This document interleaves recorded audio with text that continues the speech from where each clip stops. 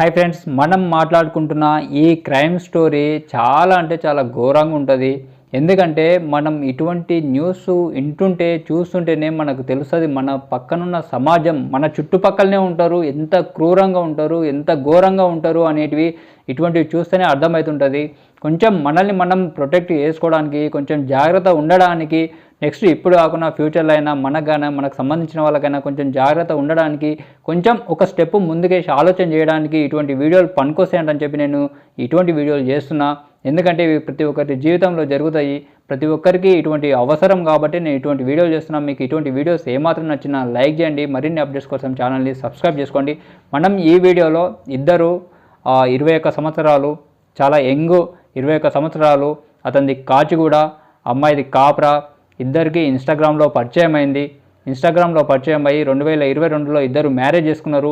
వాళ్ళ పేరు, అతని పేరు అతిపాముల సచిన్ సత్యనారాయణ, ఆమె పేరు స్నేహ. వీళ్ళిద్దరికీ 21 సంవత్సరాలే. ఇద్దరు కూడా ఇన్స్టాగ్రామ్లో పరిచయం అయ్యారు. 2022లో ఇద్దరు పెళ్లి చేసుకున్నారు. పెళ్లి చేసుకున్న తర్వాత అతను ఫుడ్ డెలివరీ బాయ్గా పనిచేసేది. వీళ్ళు ఉండేది కాచిగూడలో ఉంటున్నారు. ఫుడ్ డెలివరీ బాయ్గా పనిచేసేది. 2023లో వీళ్ళకు ఒక బాబు పుట్టిండు. అయితే బాబు పుట్టిన తర్వాత కొన్ని రోజులకు అతను పని మానేసిన తర్వాత ఆర్థికంగా కొంచెం ఇబ్బందులు అయినాయి. ఎందుకంటే ఏదైనా పని చేస్తే డబ్బులు వస్తేనే వాళ్ళ సంసారం అనేది ఖర్చులకు దీనికి వెళ్ళుకుంటూ కొంచెం హ్యాపీగా ముందరికెళ్తుంటుంది. అతను పని మానేసిండు. ఆమె డెలివరీ అయ్యింది, చిన్న బాబుండు. పని మానేసిన తర్వాత వాళ్ళకు ఫైనాన్షియల్గా ఇబ్బంది అయ్యేసరికి అతను అయితే కొంచెం ఫస్ట్ నుంచే అతని మెంటాలిటీ ఏందనేది మనకి ఇప్పుడు అర్థమవుతుంది. ఎందుకంటే అతను అట్లా పని మానేసిన తర్వాత ఆర్థికంగా ఇబ్బంది అయిన తర్వాత ఆ బాబుని అమ్మాలంటని చెప్పి బేరం పెట్టిండు. 1 లక్ష రూపాయలకి వరకు అమ్మాలంటని చెప్పి బేరం కుదిరించిండు. బేరం కుదిరించిన తర్వాత అమ్మాయికి తెలిస్తే ఆ అమ్మాయి పోయి కుషాయిగూడ పోలీస్ స్టేషన్లో కేసు పెట్టింది. ఇట్లా పోలీసు వాళ్ళకు కంప్లైంట్ చేసిన తర్వాత పోలీసులు ఆ బాబుని వాళ్ళ నుండి రక్షించి వీళ్ళకి అప్పచెప్పిన తర్వాత వీళ్ళకు కొన్ని బుద్ధులు చెప్పిన తర్వాత అతను మారలేదు. అయితే అనారోగ్యంతో కొన్ని రోజులకు ఆ బాబు మరణించిన తర్వాత వీళ్ళకు ఇట్లా కేసు అవ్వడము, ప్లస్ ఆర్థికంగా ఇబ్బంది అవ్వడము, ఇట్లా పోలీసులు వచ్చి వీళ్ళకు చెప్పడము, ఇవన్నీ కొంచెం మిస్అండర్స్టాండింగ్స్ రావడము, గొడవలు అయితే జరుగుతున్నాయి. ఇట్లా కొన్ని రోజుల నుంచి గొడవలు జరగడం వల్ల వాళ్ళు విడిపోయి కొన్ని రోజులు దూరంగా ఉన్నారు. ఇది జరిగింది 2023లో బాబు పుట్టింది కదా. ఇది జరిగింది కొన్ని రోజులు దూరంగా ఉన్న తర్వాత మళ్ళీ లాస్ట్ ఇయర్ 2024 డిసెంబర్లో ఇద్దరు కలిసి మళ్ళీ ఒక దగ్గర రూమ్ పెట్టుకున్నారు. మళ్ళీ ఇద్దరు కలిసి కాపురాలో రూమ్ చూసుకున్నారు. ఆ రూమ్లో ఉంటున్నారు. అయితే అప్పటికే ఆ అమ్మాయికి 7 months ప్రెగ్నెంట్ ఉంది.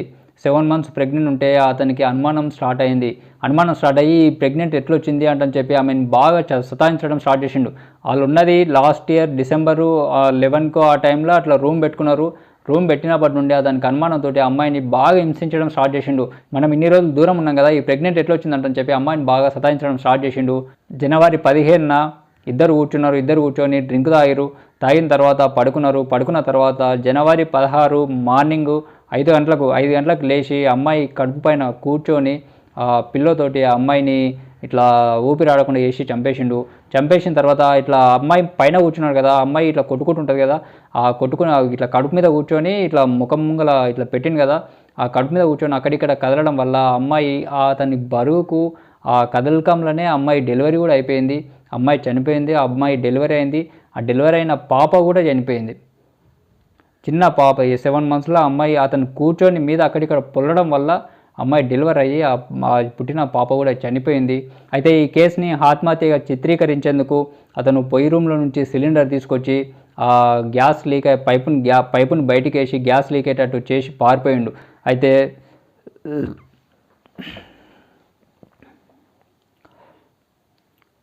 అయితే ఈ హత్యలని ఆత్మహత్యలుగా చిత్రీకరించేందుకు అతను పొయ్యి రూమ్లో నుండి సిలిండర్ గ్యాస్ తీసుకొచ్చి ఆ పైపుని బయటికి వేసి గ్యాస్ను లీక్ చేసి అతను పారిపోయాడు. అయితే జరిగింది 16 మార్నింగ్ కదా.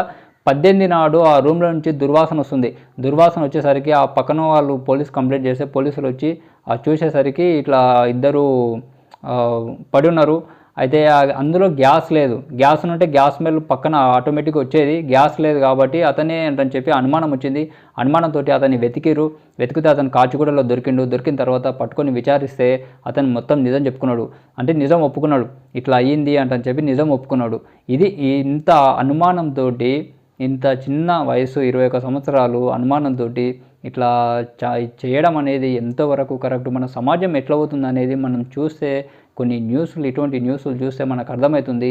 ఇది ఫ్రెండ్స్, ఇంత ఘోరంగా ఉన్నారు మన పక్కన ఉన్న వాళ్ళు అనేది మనకు ఇటువంటి న్యూస్ చూస్తేనే తెలుస్తుంది. మీకు ఈ ఇన్ఫర్మేషన్ ఏమాత్రం నచ్చిన వీడియోని లైక్ చేయండి. మరిన్ని అప్డేట్స్ కోసం ఛానల్ని సబ్స్క్రైబ్ చేసుకోండి. Thank you friends.